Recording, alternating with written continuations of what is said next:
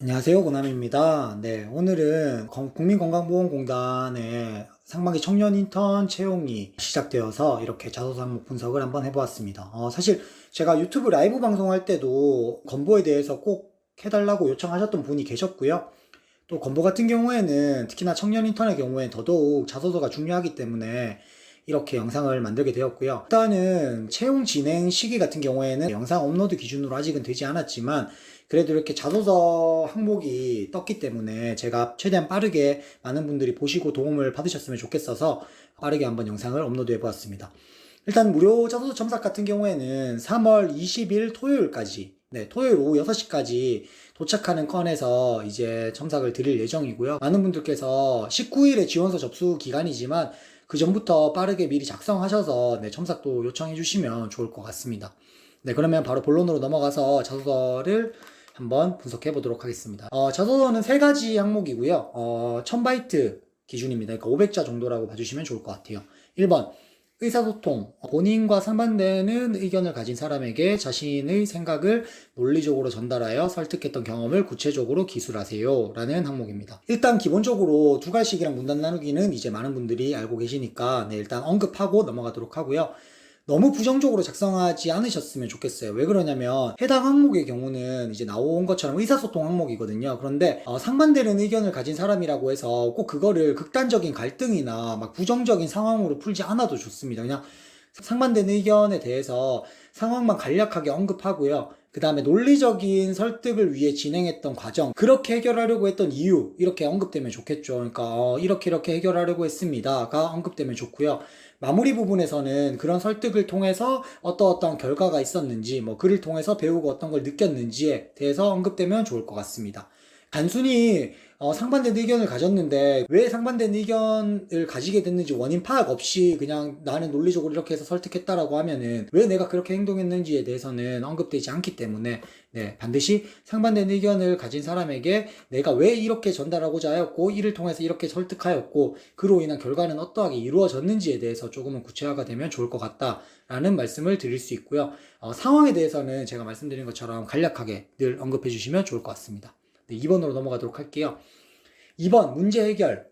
예상하지 못한 상황이 발생하였으나 신속하게 원인을 파악하고 대응했던 경험에 대해 구체적으로 기술하세요. 라는 항목인데요. 일단 두 가지식이랑 문단 나누기는 역시나 중요하고요. 문제 해결, 돌발 상황 대처 능력에 대해서 묻는 항목이라고 볼 수 있을 것 같네요. 단순하게 어떠하게 극복하였고 대응하였다. 이렇게 되는 것보다는 원인 분석 이후에 거기에 따른 적절한 대응이었다가 나오는 것이 중요한 항목이에요. 예상치 못한 상황에 대해서 구구절절 푸는 게 아니라 한두 줄로 간략하게 예상치 못한 상황에 대해서 언급하고 풀어가는 게 중요하고요. 원인 파악, 대응, 그로 인한 결과로 이어지는 순차적인 해결 과정이랑 방향이 언급되면 좋겠죠.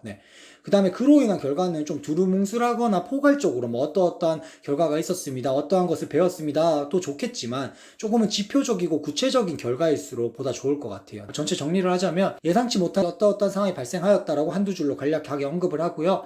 어떠한 원인 파악을 하였고 이런 파악을 하다 보니 이런 게 원인이다. 그로 인하여 이런 대응하는 것이 필요하다고 생각하였고 그러한 대응을 통해서 이런 결과로 이어졌다. 그로 인해서 어떠한 걸 배울 수 있었다. 이런 식으로 이제 흐름을 이어가시면 좋을 것 같다라고 말씀드릴 수 있습니다. 3번으로 넘어가도록 할게요. 조직 이해 항목이고요. 소속 집단의 특성을 이해하지 못해 적응에 어려움을 겪던 구성원에게 도움을 주었던 경험에 대해서 구체적으로 기술하세요. 일단은 건보 자소서는 지금까지 보시면 아시겠지만 좀 구체적으로 묻는 경향이 있고요. 진짜 묻는 대로만 대답하시면은 진짜 중간 이상은 한다라고 말씀드릴 수 있을 것 같아요. 그러니까 해당 건 같은 경우에는 두 가지로 문단 나누기 필수고요. 조직 이해 그리고 이제 적응력에 관련된 항목인데 보통은 자소서에서 너의 적응력을 묻는 경우가 많은데 나의 적응력이 아니라 적응에 어려움을 겪는 어떠한 소속된 동료에 대한 부분이죠. 그러니까 적응에 어려움을 겪은 원인 파악이 먼저 되고 풀어가는 게 좋습니다. 간략하게 언급하면 좋겠죠. 그리고 원인에 대해서 무조건적인 갈등이나 막 엄청난 어려움으로 풀지 않아도 괜찮습니다. 특정한 어려움이 있는데 어떠한 갈등으로 인해서 어려움을 겪었습니다 라든지 아니면 어떠한 문제로 인해서 어려움을 꼭 그렇지 그렇지 않아도 된다라고 말씀드릴 수 있을 것 같아요. 왜냐면 극단적인 어려움으로 되면은 또 그 뒤에 풀어가는 과정이 너무 또 뻔할 수도 있거든요. 그러니까 조금은 어떤 적응에 대한 어려움을 정말 본인이 있었던 경험을 기반하여서 네, 작성하시면은 보다 좋을 것 같다. 뭐 사실에 조금 더 근접할 것 같다라고 말씀드릴 수 있을 것 같고요. 원인 파악 이후 구체적인 해결 방안 제시, 그 다음에 그로 인한 결과, 이러한 결과들은 항상 구체화되는 것이 필요할 것 같습니다.